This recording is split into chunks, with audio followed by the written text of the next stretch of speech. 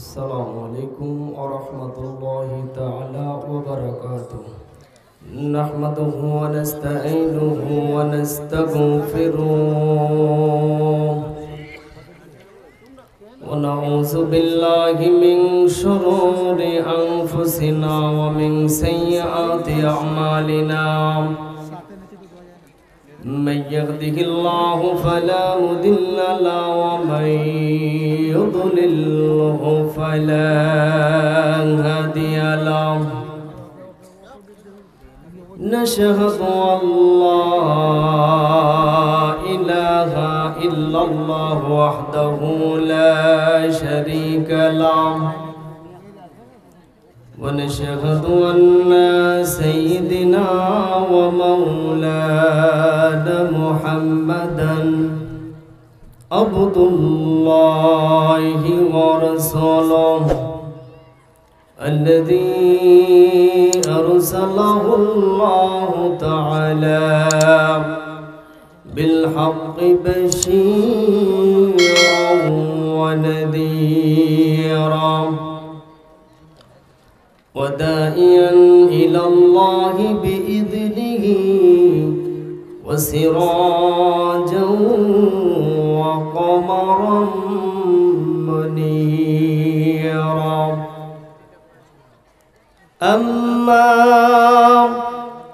بعد فأعوذ بالله من الشيطان الرجيم.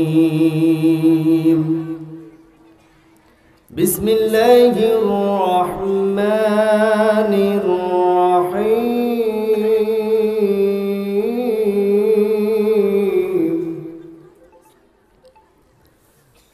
سبحان الذي أسرى بعبده ليلا من المسجد الحرام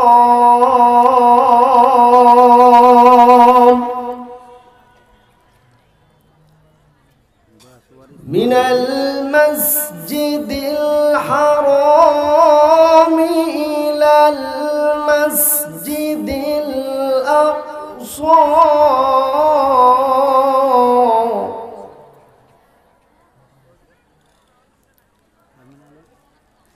من المسجد الحرام إلى المسجد الأقصى الذي باركنا حوله لنريه من آياتنا إنه هو السميع البصير.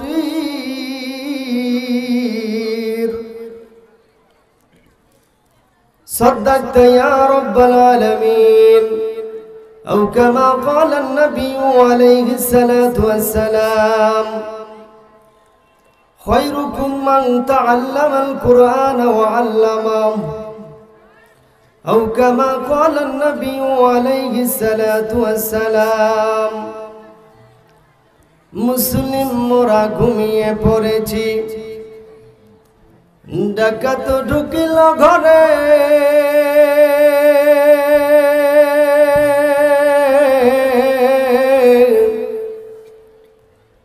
বামপন্থীরা মোদের ঈমান লুটে নিয়ে গেল।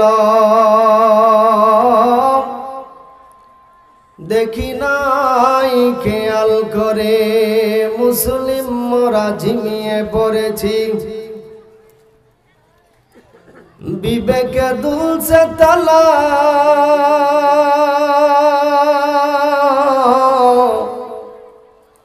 বেঈমানের আমাদের ঈমান লুটে নিয়ে গেল। দেখি নাই খেয়াল করে, সামনেতে মোরা এগিয়েছি যত, পিছনে পড়েছি তত।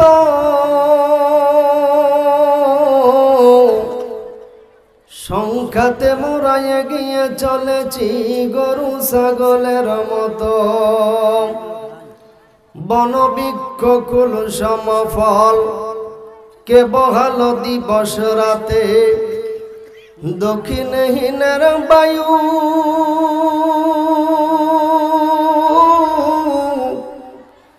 কে দিল মানুষ তোর জীবনের আয়ু,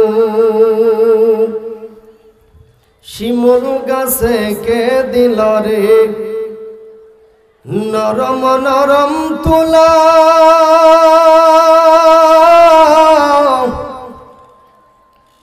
প্রচন্ড রোদের মধ্যে জমিন মাঝে ধুলা,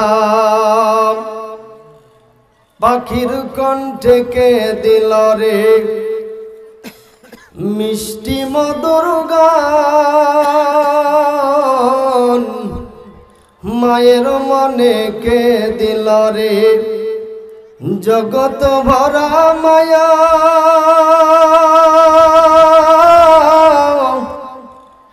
প্রচন্ড রোদের মধ্যে গাছের নিচে ছায়া। আলহামদুলিল্লাহ, সমস্ত প্রশংসা মহান আল্লাহ পাক রব্বুল আলামিনের দরবারে, যে আল্লাহ তাআলা আজকে ৬৪তম জালসাতে আমাদের সকলকে একত্রিত করে ইবাদতের উদ্দেশ্যে এই সামিয়ানার নিচে বসার তৌফিক দিলেন। এজন্য পড়ি আলহামদুলিল্লাহ। রাত বেশি হয়ে গেছে, আলহামদুলিল্লাহর আওয়াজে মনে হচ্ছে রাত অনেক বেশি। আসলেই আমাদের ওদিকে তাফসির মাহফিল হয়, প্রধান মেহমান সর্বোচ্চ ৯টা থেকে ৯:৩০টার মধ্যে উঠে পড়ে। তো আলহামদুলিল্লাহ, আপনাদের উপস্থিতি দেখে আমার দিল সাক্ষী দিচ্ছে যে অত দূর থেকে জার্নি করে এসেছি, নিঃসন্দেহে আজকের এই জালসা আল্লাহ পাক কবুল করবেন। আমিন পড়েন।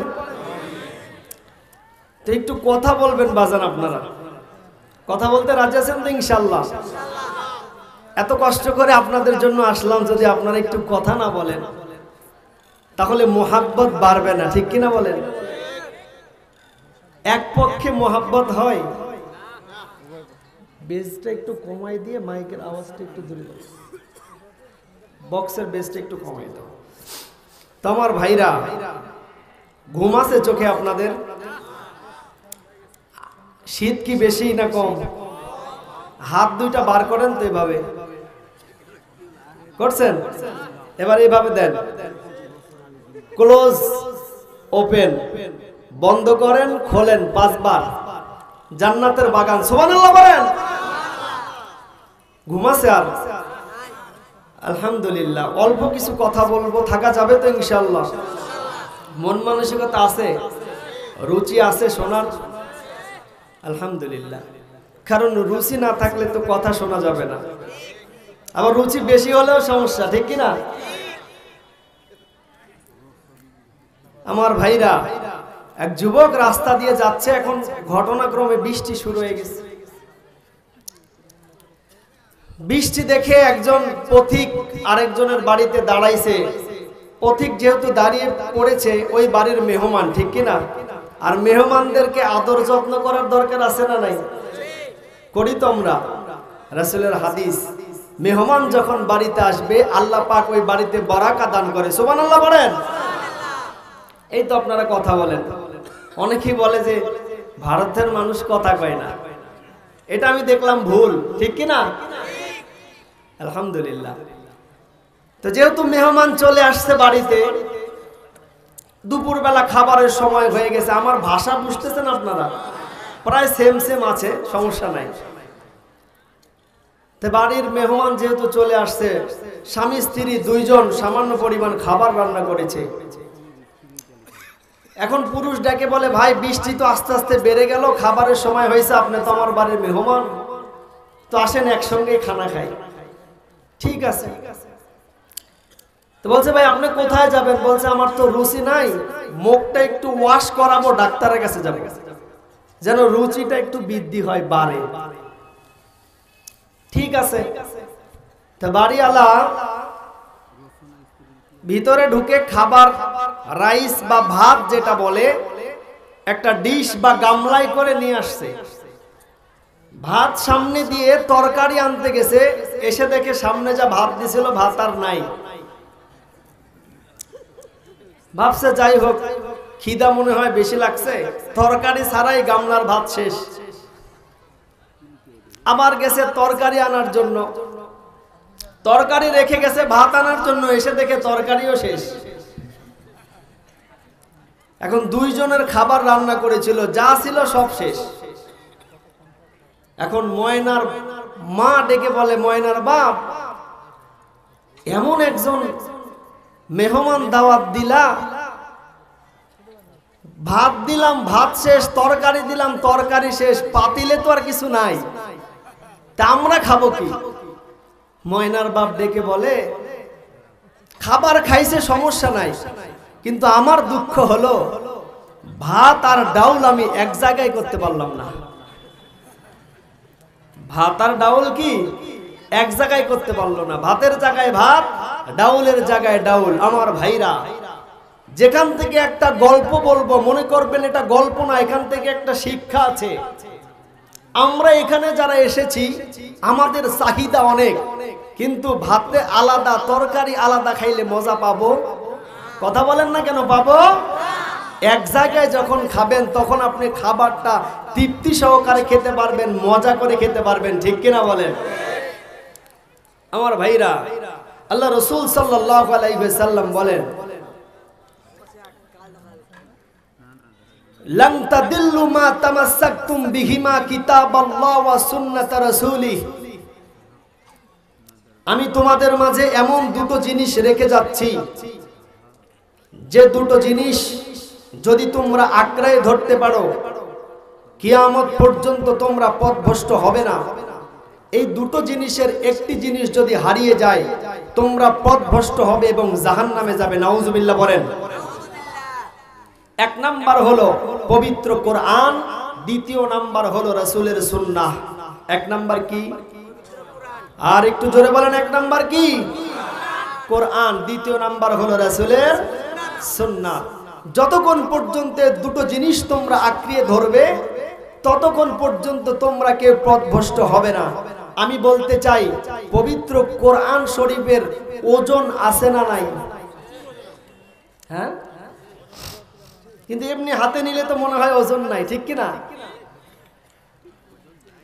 আল্লাহ তাআলা বলেন, লাউ আনজালনা হাযাল কুরআনা আলা জাবালিল লারাআইতাহু খাশিআন মুতাসাদ্দিআন মিন খাশিয়াতিল্লাহ ওয়া তিলকাল আমসালু নাদরিবুহা লিন-নাসি লাআল্লাহুম ইয়াতাফাক্কারুন।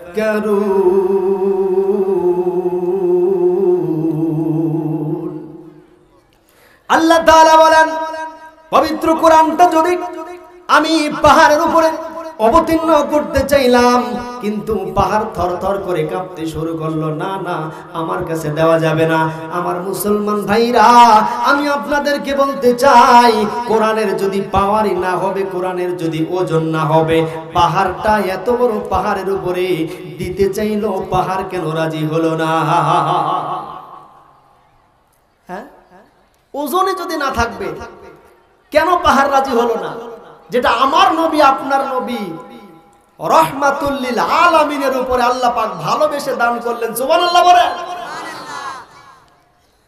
মুসলমান ভাইরা রে আমার, তাহলে প্রথম নাম্বার বললাম কোরআন, দ্বিতীয় নাম্বার হলো রাসূলের হাদিস। এই দুটো জিনিস যদি তোমরা আঁকড়ে ধরো, আল্লাহ রাসূল বলেন কিয়ামত পর্যন্ত তোমরা কেউ পথভ্রষ্ট হবে না। তাহলে আমরা এখানে কোরআনের দাওয়াত শুনতে আসলাম, এর মধ্যে কয়েক রকমের ভাগ আছে না নাই? কথা বলেন না কেন, আছে না নাই? আছে। এই যে কোরআন আমরা শুনতে আসলাম, তিনটা শ্রেণীতে এখানে বিভক্ত আছে। কয়টা? তিনটা শ্রেণী। এক নাম্বার হলো আল্লাহ তাআলা বলেন, হে নবী আপনি দেখবেন যখন আপনি কোরআন দিয়ে মানুষদেরকে দাওয়াত দিবেন, আমার দিকে মানুষদেরকে ডাকবেন, তখন কিছু কিছু মানুষ আছে এরা আস্তে করে ডান পাশ দিয়ে কেটে পড়বে, ঠিক কি না? আমার ভাইরা নজর করে দেখবেন, আমাদের সমাজে যখন কোরআন দিয়ে যখন ডাকা হয়, যখন কোরআন দিয়ে তালিম দেওয়া হয়, তখন কিছু কিছু মানুষ আছে হুজুরদের দিকে তাকাইয়াও না দেখার ভান করে আস্তে করে কেটে যায়, ঠিক কিনা? দ্বিতীয় নাম্বার নবী, আপনি দেখবেন কোরআন যারা শুনতে আসবে, দ্বিতীয় নাম্বার শ্রেণী হলো তারা যদি নিজের জীবনের সঙ্গে সামাজিক জীবন, রাষ্ট্রীয় জীবন, পারিবারিক জীবন, নিজের জীবনের সঙ্গে যদি না মিলে, ওই ব্যক্তিগুলো কোরআন ওয়ালাদের উপরেও আক্রমণ করে। আজও আমাদের সমাজে কোরআন ওয়ালাদের উপরে আক্রমণ আছে না? না, দেখবেন নিজের সঙ্গে মিলে না, কোরআন দিয়ে দাওয়াত দিলে হুজুরদের উপরেও মাওলানাদের উপরেও আক্রমণ আসে, ঠিক কিনা বলেন? তৃতীয় নাম্বার হলো যারা মনোযোগের সঙ্গে শ্রবণ করবে, শুনবে। হে নবী আপনি বলে দেন, কোরআন আবু বকর শুনেছে, আবু বকর দুনিয়ার জমিনে জান্নাতের সার্টিফিকেট পেয়ে গেছে। আবু জেহেল শুনেছে, আবু জেহেলকে কি আল্লাহ জান্নাতের সার্টিফিকেট দিয়েছে? হ্যাঁ, হাজী সাহেব আছে না? যারা হজ করতে যায় দেখবেন সব থেকে নিকৃষ্টতম যখন বাথরুম চাপে, তখন আবু জেহেলের বাড়িতে যে বাথরুম করে। আমার ভাইরা, যদি আপনাদেরকে বলা হয় এখানে একজন ব্যক্তিকে আমি 50,000 টাকা দেব, ওই ব্যক্তির নাম রাখতে হবে আবু জেহেল, কে কে রাখবেন? হাত তোলেন। কেউ নাই। তার মানে বোঝা গেল কোরআন শুনলেই হেদায়েত পাবে না, কোরআন শুনলেই হেদায়েতের দায়িত্ব হবে না। কোরআন শুনেছে আবু জেহেল, হেদায়েত পায় নাই। কিয়ামত পর্যন্ত দুনিয়ার জমিনে যত রকমের নিকৃষ্ট মানুষ আছে তার মধ্যে আবু জেহেল একজন। কোরআন বলছে আল্লাযীনা ইস্তামিউনাল কাওলা ফায়াত্তাবিউনা আহসানাহু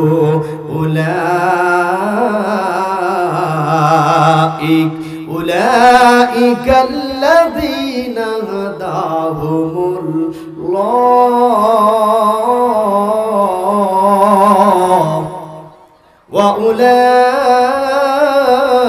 وأولئك هم أولو الألباب।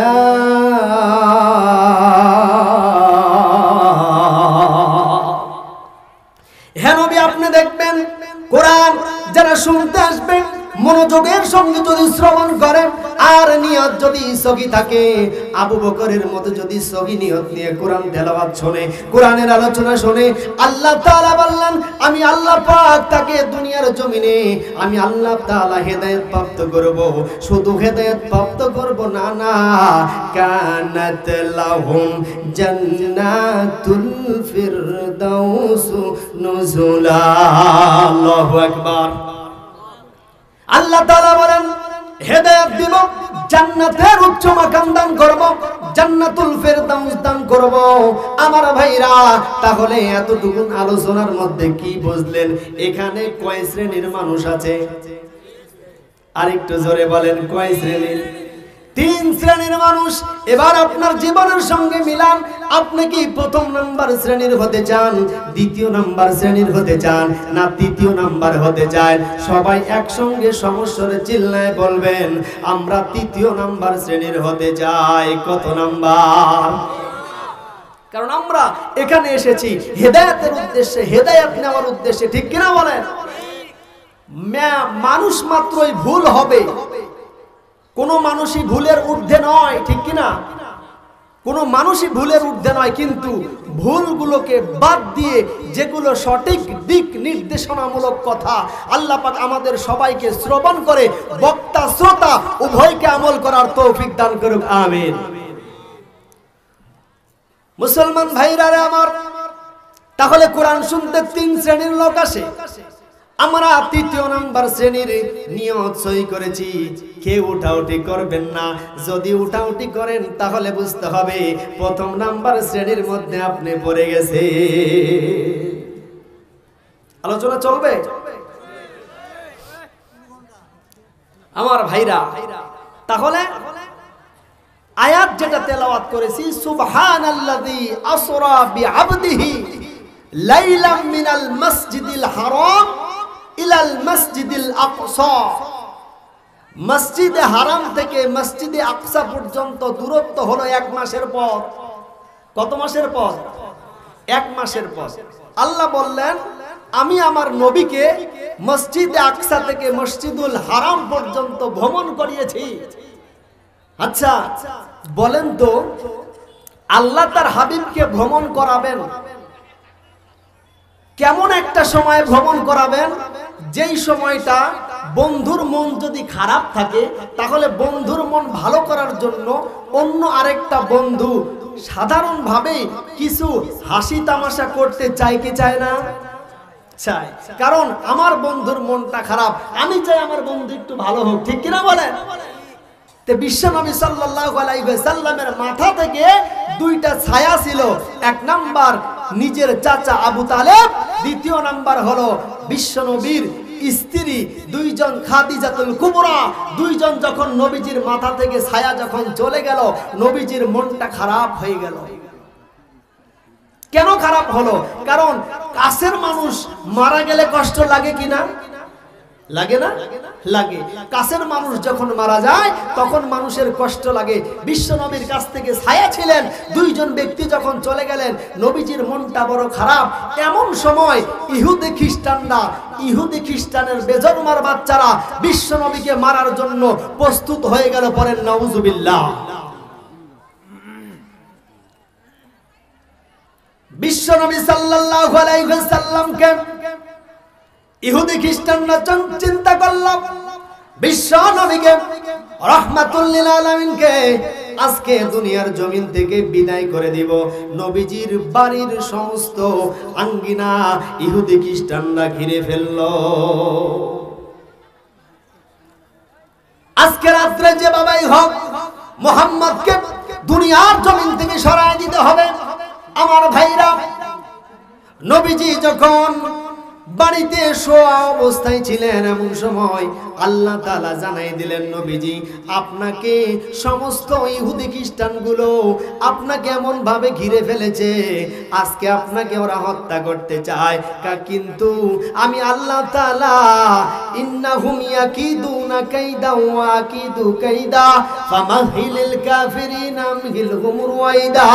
আল্লাহ তাআলা ডেকে বললেন, নবী গো, আমি আল্লাহ তাআলা এমন কিছু চক্রান্ত করব, আমি আল্লাহ তাআলা আপনাকে ইহুদি খ্রিস্টানদের হাত থেকে বাঁচিয়ে দিব। সুবহানাল্লাহ।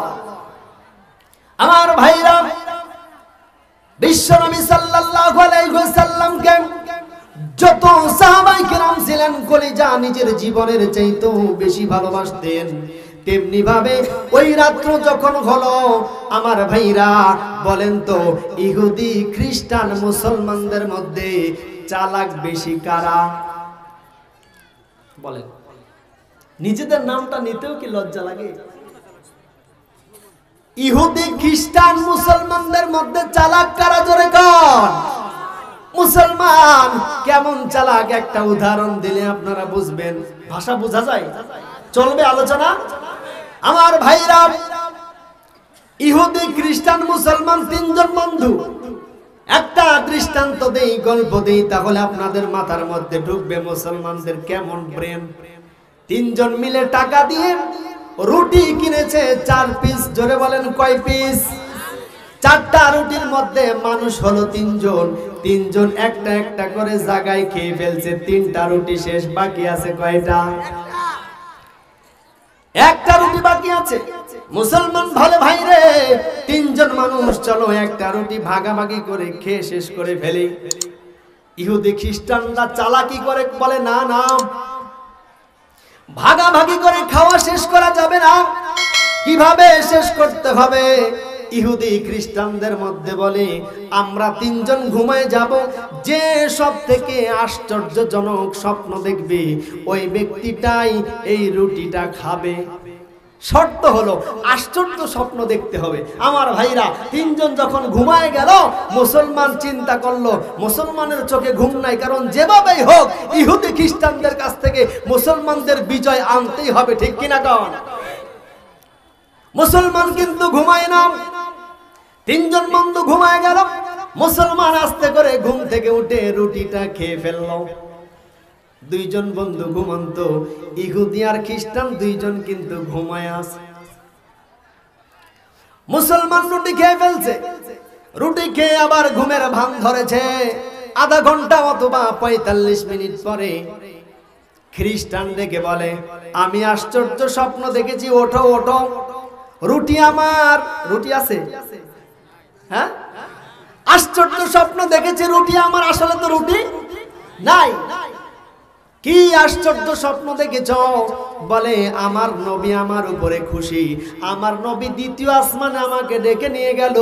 দ্বিতীয় আসমানে নিয়ে যায় বলে এই ইহুদি, তোর আমলটা আমার কাছে ভালো লেগেছে, এই রুটি তুই খাবি, কাজে আমার নবী বলেছে রুটি আমার।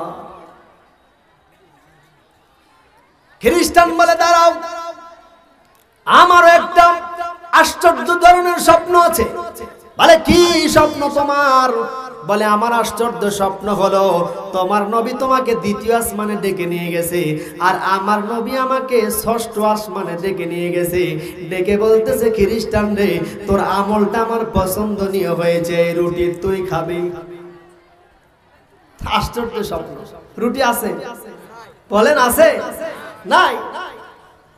আমার ভাইরা, এবার মুসলমান তো জাগ্রত, চোখ বুঝে আছে, আসলে ঘুমায় নাই, রুটি তো নাই। মুসলমান ঘুম থেকে উঠে বলে ভাই, তোমাদের বক্তব্য শুনলাম, এবার আমার কথাটা তোমরা শোনো। রুটি তোমাদের কেমনে হয়? আমার আশ্চর্য একটা স্বপ্ন আছে। বলে কি স্বপ্ন? বলে যখন আমরা সবাই ঘুমায় গেলাম, একজন দৈত্য, বিশাল আকৃতির একজন দৈত্য একটা মুগুর লাঠি নিয়ে আমার মাথার কাছে এসে বলতেছে এই মুসলমান, রুটি খা। যদি রুটি না খাও, এই যে মুগুর অথবা লাঠি দেখতেছে, এটা তোমার মাথার মধ্যে ভাঙবো। আমার ভাইরা, ইহুদি খ্রিস্টান বন্ধুকে ডেকে বলে আমাকে এত বড় ভয় দেখানোর সঙ্গে সঙ্গে আমি রুটি খেয়ে ফেলছি। ইহুদি খ্রিস্টান ডেকে বলে মুসলমান ভাই রে, তোমার এত বড় বিপদ, আমাদেরকে কেন ডাকলা না? মুসলমান কত চালাক, চিন্তা করেন। বলে তোমাদেরকে কেমনে ডাকবো? একজন ছিল দ্বিতীয় আসমানে, একজন ছিল ষষ্ঠ আসমানে। সুবহানাল্লাহ। তাহলে চালাক কারা? আমরা কি? আমরা মুসলমান না? কেমন মুসলমান?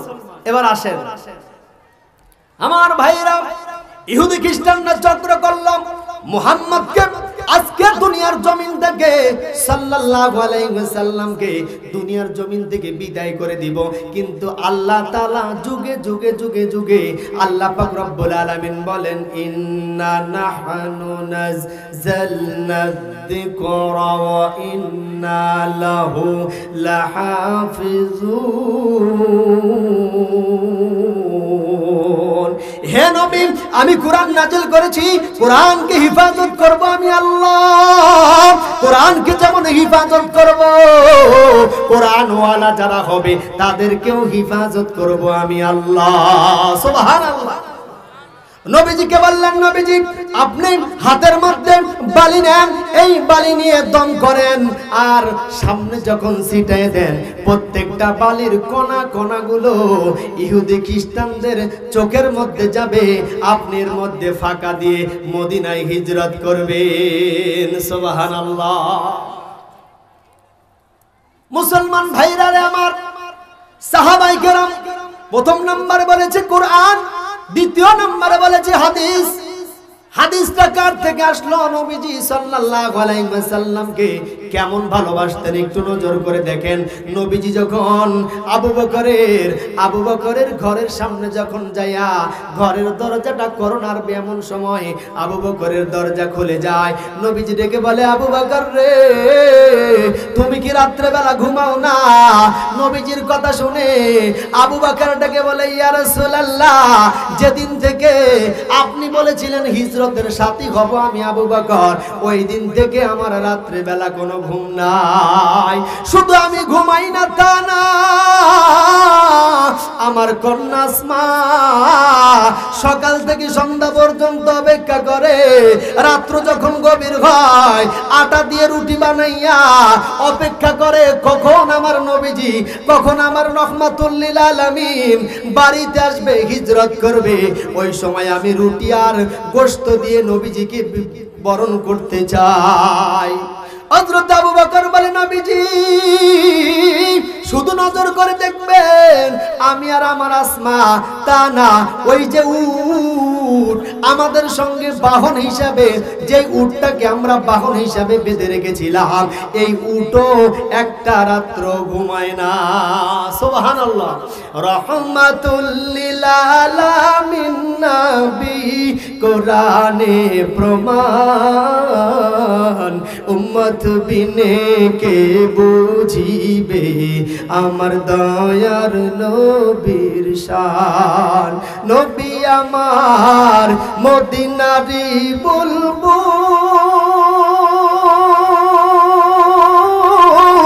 আমার আল্লাহ প্রেম করিয়া নামটি দিলেন হাবিবে রাসূল।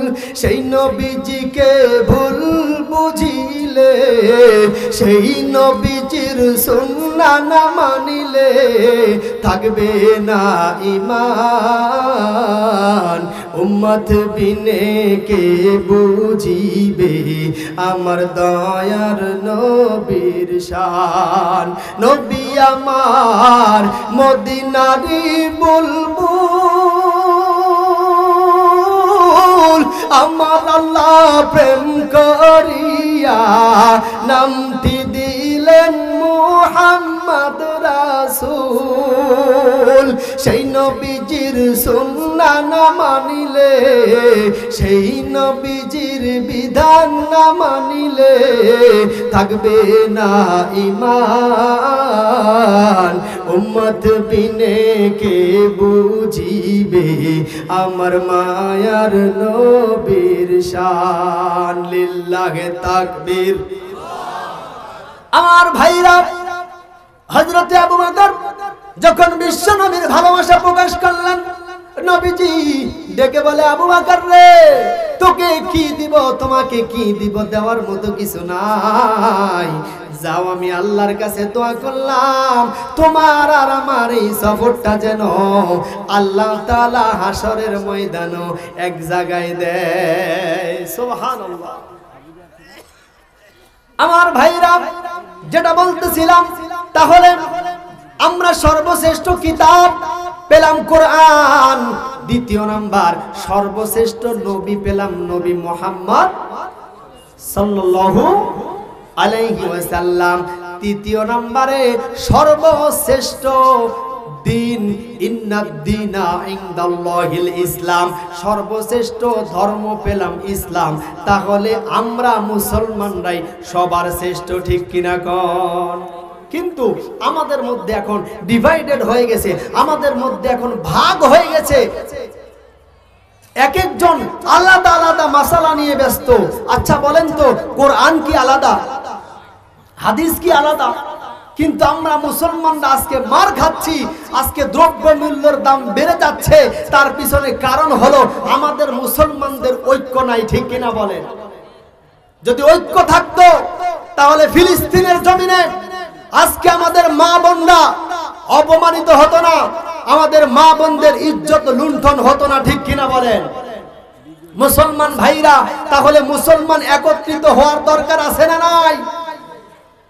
কারণ ভারতবর্ষে কারা শাসন করত আগে? বলেন বলেন।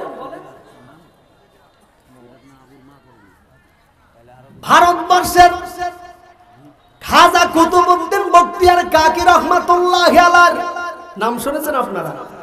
যার নামে এখনো কুতুব মিনার। মুসলমান ভাইরে, কেন আজকে আমাদের কাছ থেকে ইসলাম আমরা কেন মার খাচ্ছি? দেখেন আল্লাহ তাআলা বলেন, লাকাদ খালাকনাল ইনসানা ফি আহসানি তাকওয়িম। আল্লাহ তাআলা বললেন, আমি মানুষকে সুন্দর করে তৈরি করেছি, কিন্তু আমরাই দুহাতের কামার কারণে আজকে মার খাচ্ছি। ঠিক কিনা কন আমার ভাইরা? কুতুব মিনার খাজা কুতুবউদ্দিন বখতিয়ার কাকি রহমাতুল্লাহি আলাইহির জীবনী পড়ে দেখেন, কেন তারা এত বুজুর্গ ছিল, তাদের ইবাদত বন্দেগী ছিল। খাজা কুতুবউদ্দিন বখতিয়ার কাকি রহমাতুল্লাহি আলাইহি যখন ইন্তেকাল করবেন, ইন্তেকালের পূর্বে খাদেমকে ডেকে বললেন, খাদেম রে, তোর কাছে আমার দুইটা ওসিয়ত। এক নাম্বার ওসিয়ত হলো, যখন আমি মৃত্যুবরণ করব, আমার মৃত্যুর সঙ্গে সঙ্গে আমার জানাজার নামাজটা পড়াই দিবা। দুই নাম্বার হলো, আমার যখন ওফাত হয়ে যাবে, মৃত্যু যখন আমার হয়ে যাবে, দ্বিতীয় নাম্বার আমার জানাজা পড়ানোর জন্য হাজার হাজার মানুষ আসবে। আরে গোলাম, আমার খাদেম তোকে বলে যায়, চারটা গুণ যার মধ্যে না থাকবে এমন ব্যক্তি দ্বারা আমি খাজা কুতুবউদ্দিন বখতিয়ার কাকির জানাজা দিবি না। এক নাম্বার গুণ হলো, আসরের নামাজের আগে 4 রাকাত সুন্নত নামাজ আছে না নাই? আসরের নামাজের পূর্বে 4 রাকাত সুন্নত নামাজ যে ব্যক্তির জীবনে কোনোদিন ছুটে নাই। আওয়াজ এমন হয় কি? একবার এদিক যায়, একবার এদিক যাচ্ছে, ঠিক করেন আমার ভাইরা। এক নাম্বার ওসিয়ত করলেন, আসরের নামাজের পূর্বে 4 রাকাত সুন্নত নামাজ যার জীবনে ছুটে নাই, যে ব্যক্তি বলেন তো, যার সুন্নতি জীবনে ছুটে না, তার ফরজ কি ছুটে যাবে? দুই নাম্বার হলো, এমন ব্যক্তির দ্বারা আমার জানাজার নামাজ পড়াবে যার জিহ্বা দিয়ে কোনোদিন মিথ্যা কথা বলে নাই। আমাদের সমাজে এমন মুসলমান তো হাজার হাজার। তাহলে এক নাম্বার, এমন ব্যক্তির দ্বারা আমার জানাজা পড়াবে যে ব্যক্তি জীবনে কোনোদিন মিথ্যা কথা বলে নাই। দুই নাম্বার হলো, আসরের নামাজের পূর্বে 4 রাকাত সুন্নত নামাজ জীবনে তার কোনোদিন ছুটে নাই। 3 নাম্বার হলো, তাহাজ্জুদের নামাজ জীবনে কোনোদিন ছুটে নাই। 4 নাম্বার, ওই ব্যক্তির দ্বারা আমার জানাজার নামাজ পড়াবে যেই ব্যক্তির চক্ষু দিয়ে বেগানা নারী কোনোদিন দেখে নাই। গুণ কয়টা? আমাদের এখন যদি আমাদের সভাপতি সাহেব যদি আজকে এখানে এই মজলিসের মধ্যে বলে যায়, আগামীকাল অথবা আমার যখন মৃত্যু হবে, হুজুর এই 4 প্রকার ব্যক্তি ছাড়া আমার জানাজার নামাজ দিবেন না, আমার মনে হয় এই এলাকা ঘুরলেও একজন ব্যক্তি পাওয়া যাবে না। খাজা কুতুবউদ্দিন বখতিয়ার কাকি রহমাতুল্লাহি আলাইহি ওফাত হয়ে গেল। আমার ভাইরা, খাদেম মাইকিং করে দিল, এলান করে দিল, খাজা কুতুবউদ্দিন বলে গিয়েছিলেন তার জানাজার নামাজটা যেন তাড়াতাড়ি পড়ায়, আর 4 গুণওয়ালা ব্যক্তি দিয়ে যেন জানাজার নামাজটা পড়ায়। মুসলমান ভাইরে, যখন জানাজার মজলিস তৈরি হয়ে গেল, হাজার হাজার মানুষ, লক্ষ লক্ষ মানুষের মধ্যে খাদেম চিৎকার দিয়ে বলে, যার মধ্যে 4টা গুণ থাকবে ওই ব্যক্তি জানাজার নামাজ পড়াবে, যার মধ্যে 4 গুণ থাকবে না এছাড়া জানাজার নামাজ যেন না পড়ায়। কুতুবউদ্দিন বখতিয়ার কাকি বললেন, যদি কারো মধ্যে এই 4 প্রকার গুণ না পাও, আমার জানাজার নামাজ ছাড়াই আমাকে দাফন করে দিবা। মুসলমান ভাইরা রে আমার, জানাজার নামাজ সামনে, খাজা কুতুবউদ্দিন বখতিয়ার কাকি রহমাতুল্লাহি আলাইহির খাটিয়া সামনে, গোলাম ডেকে ডেকে বলতেছেন, এই যে এমন কি মজলিসের মধ্যে কোনো ব্যক্তি আছে নাকি যার 4টা গুণ আছে? মজলিসের মধ্যে কেউ কোনো কথা বলে না, কোনো জবাব নাই। আমার ভাইরা, হাজার হাজার মানুষের মধ্যে থেকে পিছন থেকে আল্লাহর এক বান্দা বলে, আমাকে জায়গা করে দাও, আমাকে একটু সামনের দিকে যেতে দাও। আল্লাহর বান্দা হাজার হাজার মানুষের সামনে দৌড়াইয়া এসে খাজা কুতুবউদ্দিনের কাফনের কাপড় থেকে মুখটা সরাইয়া কপালের মধ্যে একটা চুমু দিয়ে ডেকে বলে, আরে আল্লাহর ওলি, সারা জীবন গোপনে গোপনে ইবাদত করেছো, আজকে কেন আমার ইবাদতটা মানুষের সামনে প্রকাশ করলা? আমার ইবাদত সম্পর্কে আমার স্ত্রী জানে না, আমার কন্যা সন্তান জানে না, আমার কোন সন্তান, আমার এলাকাবাসী কেউ জানে না। আমার গোপনে 4টা ইবাদত তুমি মানুষের সামনে কেন ওপেন করে দিলা? আজকে ওপেন করে দিয়েছো, সমস্যা নাই। যেদিন জান্নাতে যাবে সেদিন কিন্তু আমাকে সাথে নিয়ে জান্নাতে চলে যাবে। সুবহানাল্লাহ। মালিক তুমি জান্নাতে, তোমার পাশে আমার একটা ঘর বানিয়ে দিও,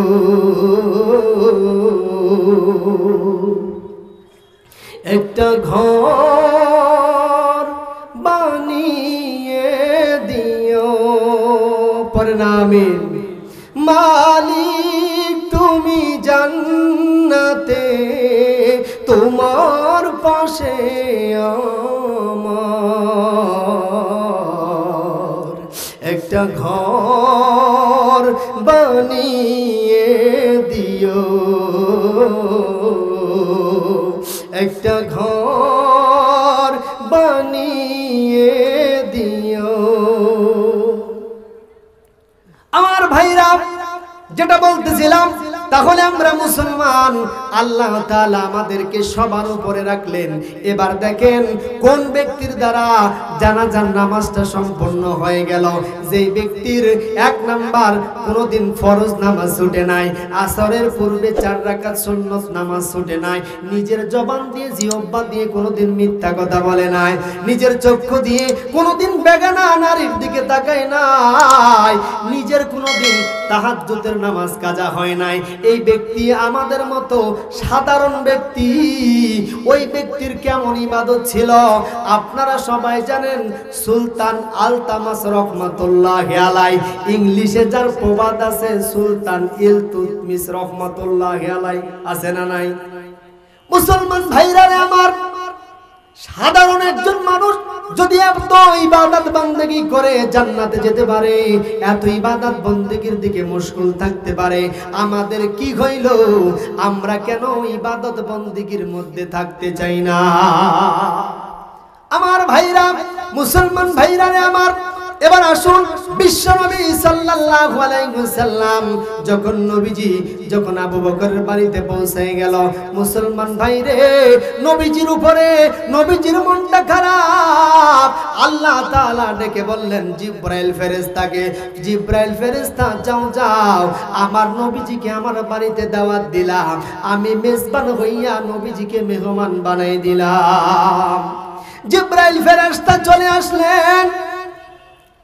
জিবরাইল ফেরেশতা আসার পরে নবীজি সাল্লাল্লাহু আলাইহি ওয়াসাল্লামকে মৃদু একটা আওয়াজ দিলেন, মৃদু একটা আসর দিলেন।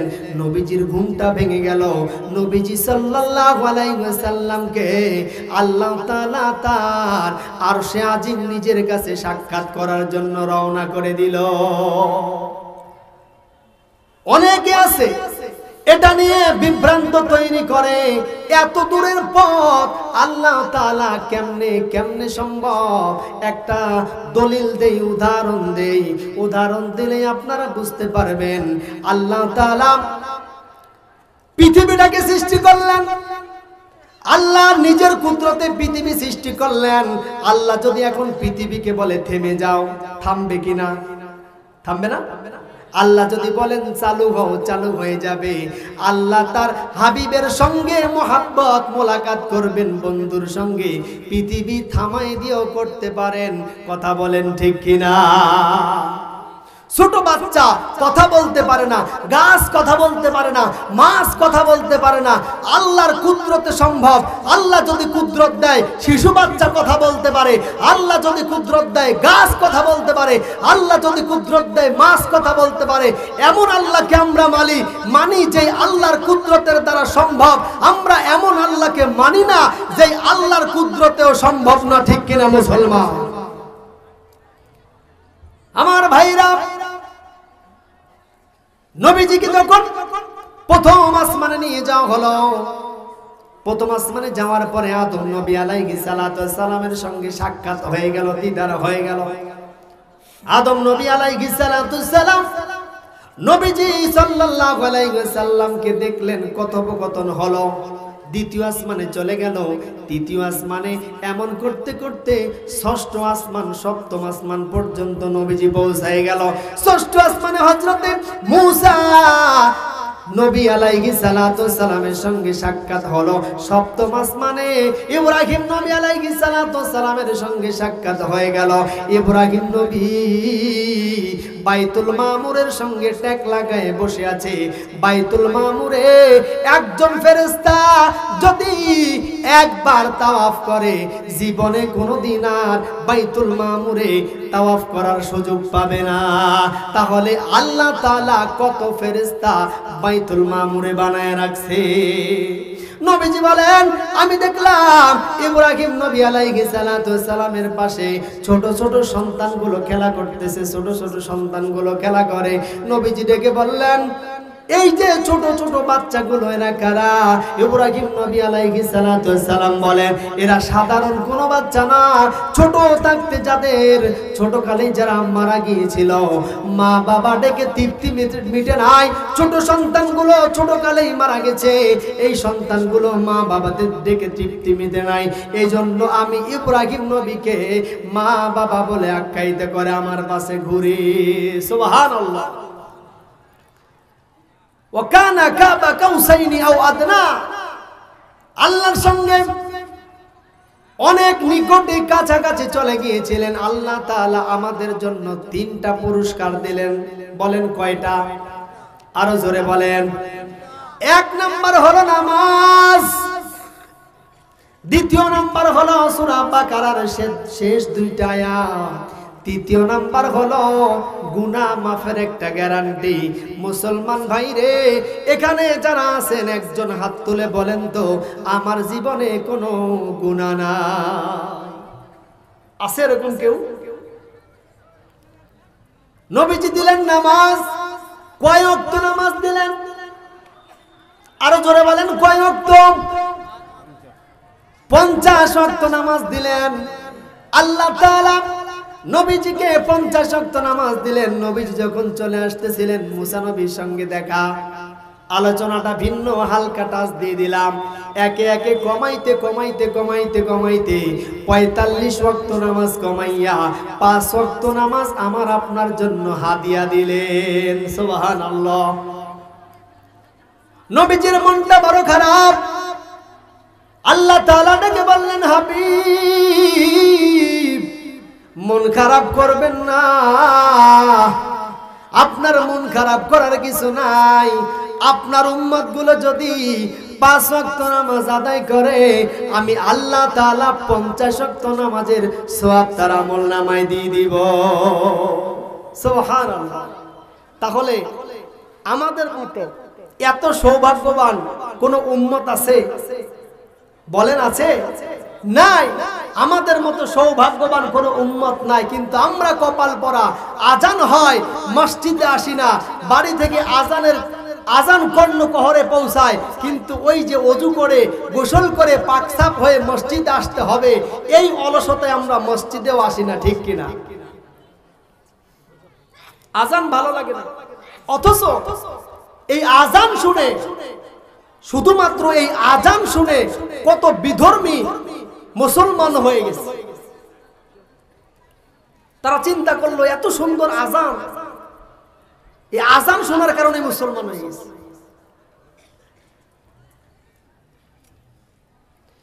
আল্লাহু আকবার, আল্লাহু আকবার,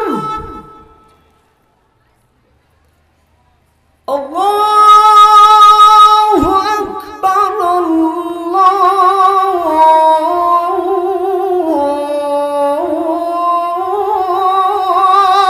আকবার। এটা আমাদের ঢাকার রেডিওর আজান, শুনছেন আপনারা?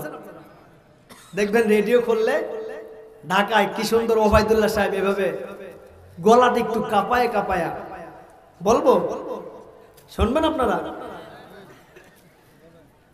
আশহাদু আল্লা ইলাহা ইল্লাল্লাহ,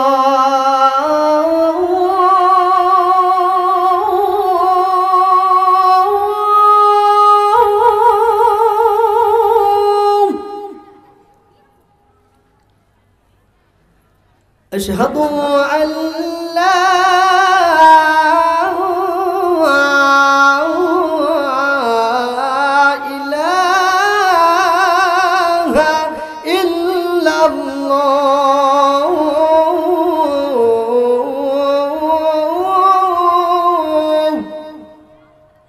ঢাকায় এরকম সুন্দর করে আজান দেয়, মানুষের অন্তর জুড়ায় যে আজান শুনলেই মসজিদের দিকে দৌড়। আল্লাহু আকবার।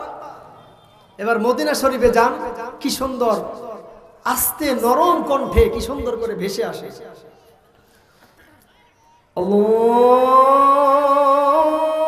আল্লাহু আকবার, আল্লাহু আকবার,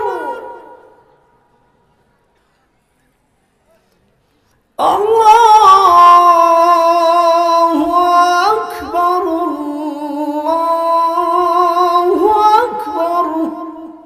মদিনায় সুন্দর এরকম আজান ভেসে আসে।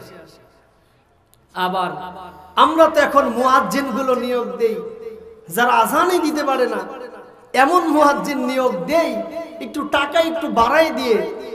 ভালো মুয়াজ্জিন নিয়োগ দিতে পারেন না, কারণ আল্লাহ পাকের নাম ডাকবে মধুর সুরে, মানুষের কর্ণ কোহরে যাওয়ার সঙ্গে সঙ্গে ইহুদি খ্রিস্টানরাও নামাজের দিকে আকৃষ্ট হবে। সুবহানাল্লাহ। হাইয়া আলাস সালাহ,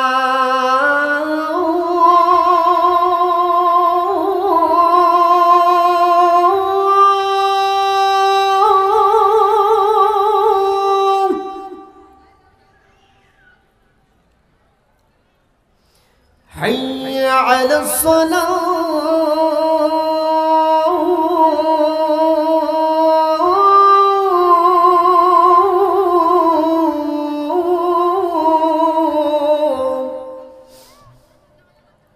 সুন্দর করে যখন আজান দিবে, মুয়াজ্জিনের আজান শুনে মানুষ দৌড়াইতে থাকবে, নামাজের দিকে আহ্বান হতে থাকবে।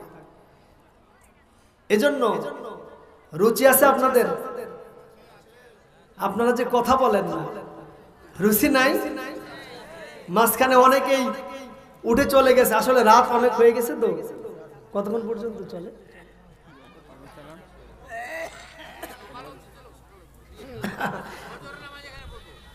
ফজর এখানে পড়বেন? আলহামদুলিল্লাহ, আপনারা পড়েন, আমি আর কিছুক্ষণ পরে নাই ইনশাআল্লাহ। তো মাঝখানের ফাঁকা জায়গাগুলো একটু পূরণ করে নেন, সবাই একটু ওঠেন। এই এক একটা জায়গা থেকে আরেকটা জায়গায় স্থানান্তর হলে হাসরের ময়দানে এই জায়গা আপনার জন্য সাক্ষী দিবে। আল্লাহু আকবার বলেন। একটু উঠে সামনের দিকে আসেন, সামনের দিকে একটু উঠে চলে আসেন সবাই ইনশাআল্লাহ। আর অল্প কিছুক্ষণের মধ্যে আলোচনার সমাপ্তি করব। একটু সামনের দিকে উঠে উঠে সবাই একত্রিত একটু জমে বসেন।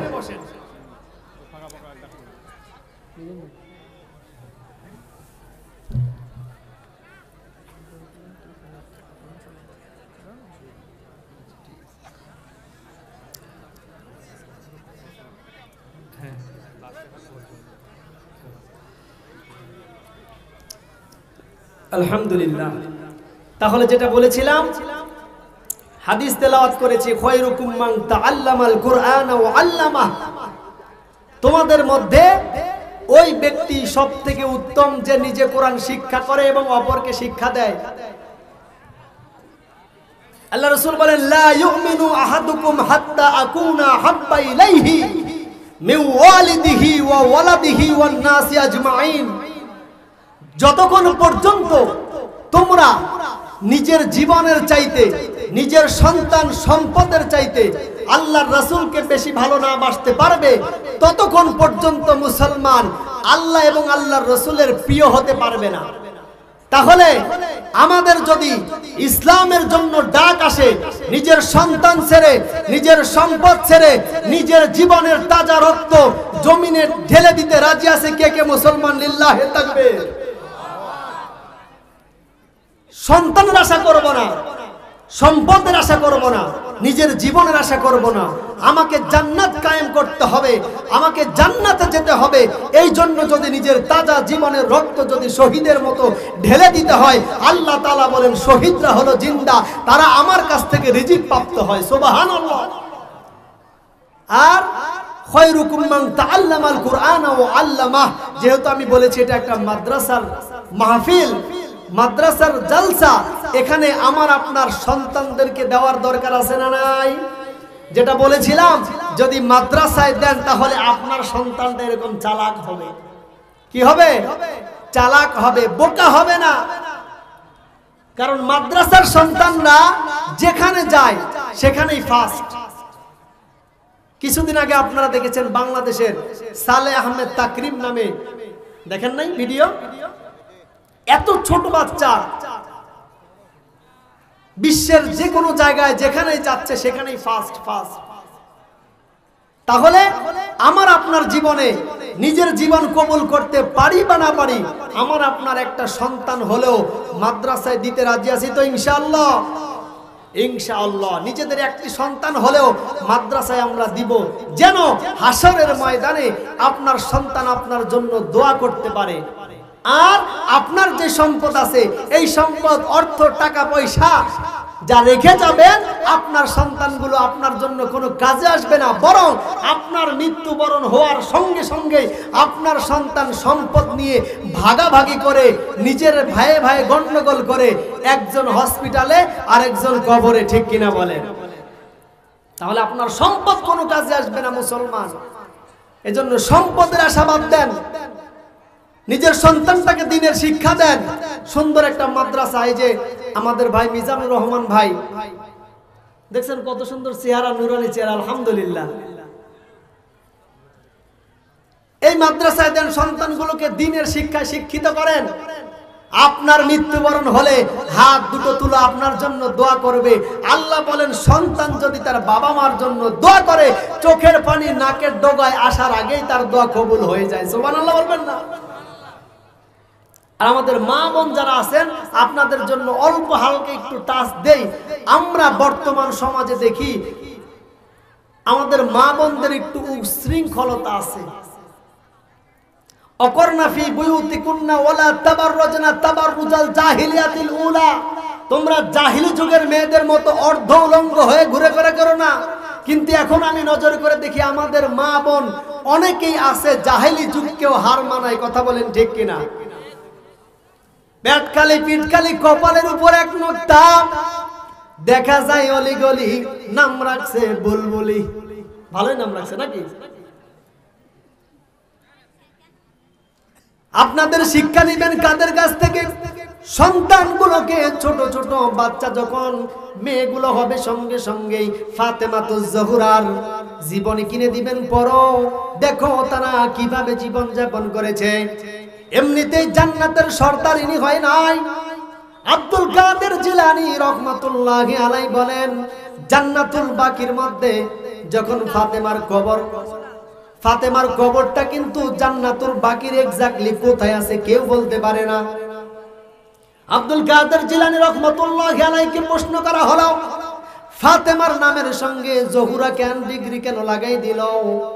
ফাতেমা তো জোহরার ডিগ্রি কেন লাগাই দিল? আমার মা বোনরা একটু কান লাগান। ফাতেমা তো জোহরা কেমন ছিল? যখন মৃত্যুবরণ হয়ে যাবে, রাত্র গভীর হয়ে গেল, স্বামীকে ডেকে বলতেছে, প্রাণের স্বামী রে, অনেকদিন পর নবীজি ওফাত হয়ে যাওয়ার দীর্ঘ মাঝখানে 6 মাস বয়সের মধ্যে কোনোদিন ফাতেমা সাজুগুজু করে নাই, কিন্তু হযরতে আলী আজকে নজর করে দেখে ফাতেমা কেমন যেন সেজে গুজে ঘরের মধ্যে বসে আছে। মুসলমান ভাইরা, মা বোনরা নজর করেন কেমন পর্দানিশী ছিল। আপনি যদি নামাজ না পড়েন আপনাকে জবাব দেওয়া লাগবে, কিন্তু যদি আপনি এক ওয়াক্ত নামাজ না পড়েন পরবর্তীতে পড়ে নিয়ে আল্লাহর কাছে তওবা করতে পারবেন। কিন্তু পর্দাটা যেদিন থেকে আপনার ফরজ হয়েছে ওই দিন থেকে শুরু করে যতদিন পর্যন্ত আপনার মৃত্যুবরণ হবে না এতদিন পর্যন্ত আপনাকে পর্দা মেনটেন করা লাগবে। হযরতে আলী ঘরের মধ্যে প্রবেশ করলেন, ঢুকে দেখে ফাতেমা সাজুগুজু করে আছেন। ডেকে বলে, প্রাণের স্ত্রী রে, আজকে তোমাকে অনেক সুন্দর লাগতেছে। ফাতেমা ডেকে বলে, আজকে রাত্রেই আমি তোমাদের কাছ থেকে বিদায় নিয়ে যাব। হযরতে আলীর উপরে মনে হয় আসমানটা ভেঙে পড়ল, কারণ স্বামী স্ত্রী দীর্ঘদিন এক জায়গায় সম্পর্ক থাকার কারণে মোহাব্বত আছে না নাই? স্বামী স্ত্রীর মোহাব্বত, আল্লাহর হাবিব বললেন কোন স্বামী যদি তার স্ত্রীর জন্য দোয়া করে, আল্লাহ আমার স্ত্রীটা আমার কাছে ভালো ছিল, আল্লাহ তাআলার হাবিব বলেন, নবীজি সাল্লাল্লাহু আলাইহি ওয়াসাল্লাম বলেন, ওই স্ত্রীকে আল্লাহ তাআলা জান্নাত দেবে। আবার যদি কোন স্ত্রী তার স্বামীর জন্য দোয়া করে, আল্লাহ তাআলা ওই স্বামীকেও জান্নাত দিবে। কিন্তু আমাদের সমাজে হয় উল্টা, বলে এলাকার সবাই আমাকে ভালোবাসে, শুধু তুমি বাসো না। হ্যাঁ, কেন এলাকার সবাই তোমাকে ভালোবাসবে? তোমাকে ভালোবাসতে হবে স্বামীকে, স্বামী তোমাকে ভালোবাসবে। এবার ফাতেমা বললেন, আমার আজকে মৃত্যুবরণ হয়ে যাবে, ওয়াফাত হয়ে যাবে, কিন্তু আমার কবরটা যখন দিবা, আমার কবরটা দিনে দিবা না, আমার জানাজায় মানুষকে জানানো লাগবে না, সাধারণভাবে তুমি একটা গর্ত করে কবর করে কবরের মধ্যে আমি ফাতেমাকে শোয়াই দিবা, কারণ মানুষ যেন বুঝতে না পারে। ফাতেমার কবরটা দেখার পরে মানুষ যেন বুঝতে না পারে ফাতেমা কত মোটা ছিল, কত লম্বা ছিল, মানুষ যেন এটা ধারণা করতে না পারে। হযরতে আলী সুন্দর করে ফাতেমাকে কবরের মধ্যে, ফাতেমার ওফাত হয়ে গেল, কবরের মধ্যে শোয়াই দিল। ওই যে জান্নাতুল বাকির মধ্যে কবরের মধ্যে শোয়াই দেওয়ার পরে কিছুক্ষণ পরে নজর করে দেখে জান্নাতুল বাকিতে সবুজ রঙের একটা বাতি জ্বলতেছিল, কিন্তু বাতিটার দেখা যায় না। হযরতে ফাতেমার সামনে তাকায় দেখে ফাতেমাকে যেখানে কবর দিয়েছে ওই কবরটাও আর দেখা যায় না। সুবহানাল্লাহ। আল্লাহর কাছে ডেকে বলে, আল্লাহ আমার ফাতেমার কবরটা কোথায় গেল, কোথায় গেল? আব্দুল কাদের জিলানী রহমাতুল্লাহি আলাইহি বলেন, ফাতেমার কবরটাকে আল্লাহ তাআলা জহুরা ডিগ্রি দিয়া, জহুরা মানে মানি মুক্তা, যেটা কানে শোনা যায় চোখে দেখা যায় না। বলেন তো মানি মুক্তা কি দেখা যায়? কানে আমরা শুনেছি মানি মুক্তা, এজন্য জহুরা মানে মানি মুক্তা। আল্লাহ তাআলা হযরত ফাতেমার নামের সঙ্গে জহুরা ডিগ্রি লাগাইয়া দিয়া কিয়ামত পর্যন্ত জান্নাতুল বাকির মধ্যে কবরটাকে আল্লাহ তাআলা লুকায়ে দিলেন। সুবহানাল্লাহ। কবরটাকেও পর্দা করে দিলেন। মা বোন, এজন্য আপনাদের কাছে উদারত আহ্বান থাকবে, আপনারা হযরত ফাতেমার মতো নিজের জীবনকে পরিচালনা করবেন, হযরতে খাদিজার মতো নিজের জীবনকে পরিচালনা করবেন। তাদের বইগুলো কিনবেন, বেশি বেশি পড়বেন, দেখবেন কেমন কেমন করে নিজের জীবনটাকে সাজাইলো, নিজের জীবনটাকে পরিবর্তন করবেন। রাজি আছেন তো ইনশাআল্লাহ? তাহলে তিনটা শিক্ষা আমরা এখান থেকে নিলাম। প্রথম নাম্বার শিক্ষা হলো আমরা প্রত্যেকেই 5 ওয়াক্ত নামাজ জামাতের সঙ্গে আদায় করব ইনশাআল্লাহ। দ্বিতীয় নাম্বার হলো নিজেদের সন্তানদেরকে কোরআনের তালিমের জন্য মাদ্রাসায় ভর্তি করব। রাজি আছেন তো ইনশাআল্লাহ? তৃতীয় নাম্বার হলো মা বাবার খেদমত করব। কার খেদমত? আরো জোরে বলেন। মা বাবার খেদমত করবেন। কোরআন বলছে ওয়াকাদা রাব্বুকা আল্লা তা'বুদু ইল্লা ইয়াহু ওয়া বিল ওয়ালিদাইনি ইহসানা। আল্লাহ তাআলা বলেন আমার আনুগত্যের পরে মা বাবার আনুগত্য করবে, কারণ আমার পরে দুনিয়ার জমিনে তোমাকে আনতে যত কষ্ট সহ্য করা লেগেছে তোমার মা বাবাই কিন্তু কষ্ট স্বীকার করেছে, ঠিক কিনা কও? মাঝে 10 মাস 10 দিন গর্ভে ধরিয়া করেছেন আমাদের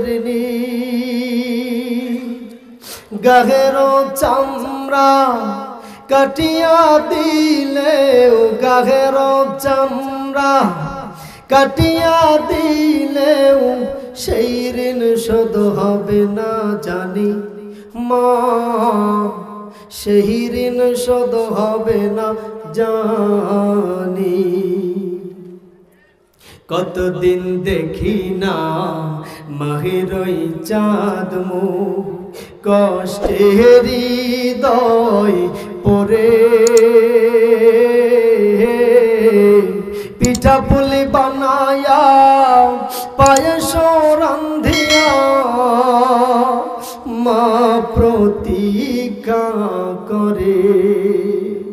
কত ছেলে বাড়ি যায়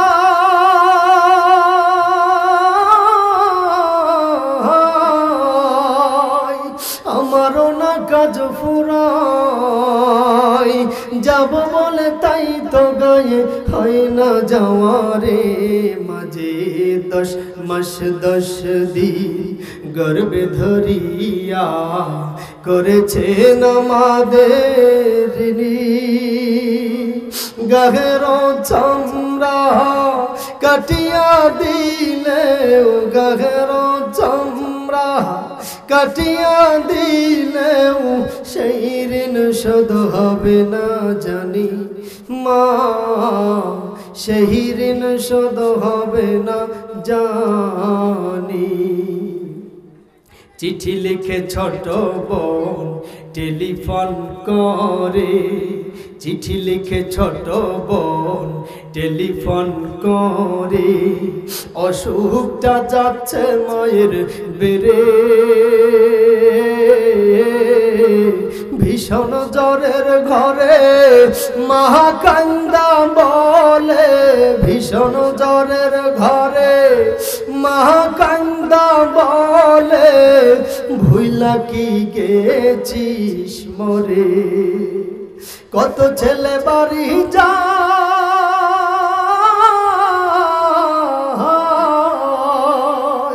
আমারও না কাজ ফুরাই, যাব বলে তাই তো গায়ে হয় না যাওয়ারে। মাঝে 10 মাস 10 দিন গর্ভে ধরিয়া করেছেন আমাদের গাহের চামড়া কাটিয়া দিলেও, গাহের চামড়া কাটিয়া দিলেও সেই ঋণ শোধ হবে না জানি মা, সেই ঋণ শোধ হবে না জানি। হঠাৎ একদিন রাত দুপুরে একটা খবর এলো, সব কিছু আছে আগেরই মতো, মা হারিয়ে গেল। এখন আর পথ চাইয়া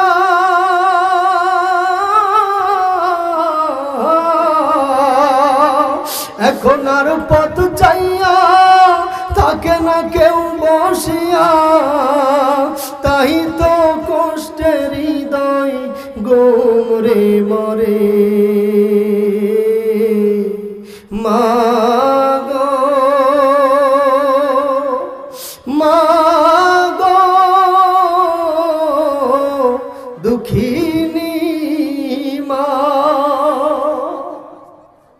এই মাকে যারা কষ্ট দেও মক্কা মদিনার ইমাম সাহেব যদি তুমি হও, এই মাকে কষ্ট দিলে তোমার জন্য জান্নাত হারাম। শীতের রাত্র একটা কমলা কিনে, একটা মালটা কিনে, বেদানা কিনে মাকে দিয়ে মার কাছে দোয়া চাও। মা যদি তোমার জন্য দোয়া করে, তোমার দুনিয়াও দুনিয়া হবে, আখিরাতও তোমার জন্য সহজ হয়ে যাবে।